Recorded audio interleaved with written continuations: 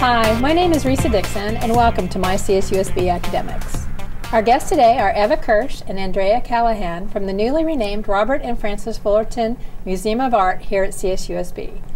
Eva has been the director of the museum since 1998, and Andrea Callahan received her bachelor's degree in communication studies in 2006 and is currently the development and PR coordinator for the RAFFMA, or RAFFMA Museum. Thank you for joining us. Thank you for inviting us. Thank you. Some very exciting changes in our museum here on campus, including a name change, but also lots of changes. I'm hearing how everything's new and how everything's moving forward. So before we get into that, can you give me a little bit of history? Yes, our museum is an art museum, and we have about 4 to 5 exhibitions on display year-round. We have about 3 openings a year. We're changing up a little bit of our programming. It's part of our exciting changes with the name. And we have anywhere from ancient Egyptian collection to contemporary. Our collections range, they have a wide range, and they span from our ancient Egyptian. We also have our Mediterranean collection, our Asian ceramics, and African collection, and also our contemporary collection, which we have some pieces from famous artists such as Andy Warhol, and we display our Egyptian collection permanently year-round, so it's always there for everyone to come see, and the other collections we have on temporary display throughout the years. We kind of try to rotate them. It's about every 4 years that we try to bring them out and show them. So, and then we also have events that we have at the museum as well. We have annual events like our Spooky Nights, which we do during Halloween time, and it's kind of more of a Halloween alternative event that we decorate the museum, and it's around our Egyptian collection that we do the event. And I've been to one of those. It was a lot of fun. Yeah, it's really exciting. We have someone dress up as a mummy and come out and play with the children. It's a family event, so it's geared. There's a lot of the activities are geared towards children. Now, can you tell me a little bit about the Egyptian collection? I understand it's just an amazing collection. Yeah, it's actually a world-class collection. We are the largest permanent display of Egyptian art in Southern California, and a lot of our collection was donated to us by a local doctor from the area who has since retired and moved away. We have about 500 pieces in our collection, about 250 of which we own ourselves. And we have some impressive pieces such as a coffin lid, and a mummified hawk, a set of 4 canopic jars. Those are kind of more of our popular pieces that we have on display. And a lot of children from the schools come to see these collections. Correct, right? yes. It's actually part of the curriculum in between 4th and 6th grade. There is when the children are learning about ancient Egyptians, and so they come through and we give tours to quite a few children. I think we have about 10,000 visitors annually, and there's a large portion of that are elementary schools from the area. So it's a wonderful resource for the community. It's an excellent resource, yes. Now, a few years ago, there was a great deal of excitement because we received some accreditations that were really remarkable, from what I understand. Yeah, in 2008, we received accreditation from the American Association of Museums, which is really kind of a noteworthy accreditation to receive. There's only about 4% of museums nationwide that are accredited,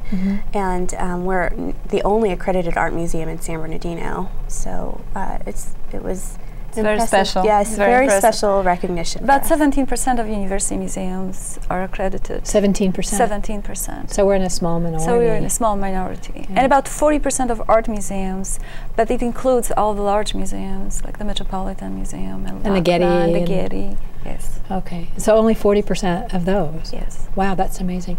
Now, Eva, you've been the director for a long time, but you've got some real noteworthy accomplishments too, so we've got a wonderful director. Yes, actually, the accreditation was one of my big goals to accomplish.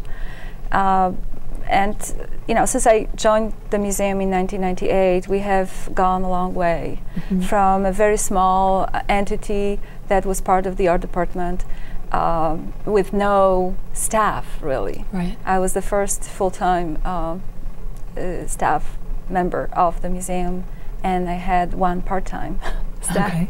And now we're much larger. There's 6 of us permanently working, and we have approximately 2 or 3 students working each quarter for us. And the students are getting a lot of experience and exposure to whatever museum work is, and so it's good training for them. It's a great training for the future.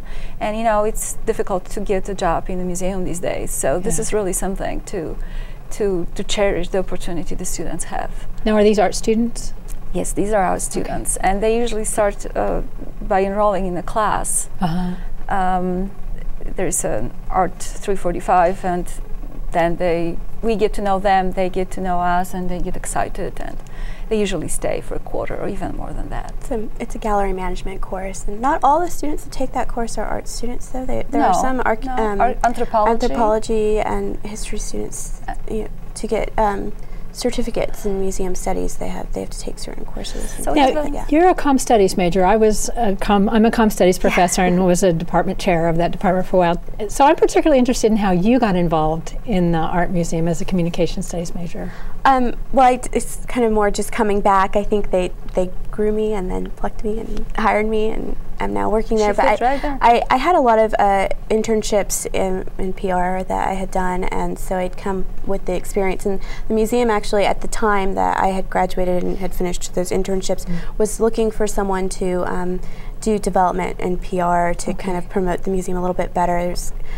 We're not very well known out in the community, and so to try to resolve some of that issue, they've created a position specifically for raising funds and raising awareness for the museum. And so at the time that they created that position, I was just ripe for it. So and you moved right in. And I moved right in. And it was right at the end of the accreditation process. We were just submitting our documents and I came in right at that. Preparing for the site visit. Took off with trying to promote the museum. We had a huge event the following year with Sam Malouf that we raised over $200,000, and it was just really great. And we've kind of been trying to keep the momentum ever since with the accreditation, with that event, and with getting the word out. And now we have our new name. Well, and it's an amazing resource for the community. It's time to take a break. We'll be right back.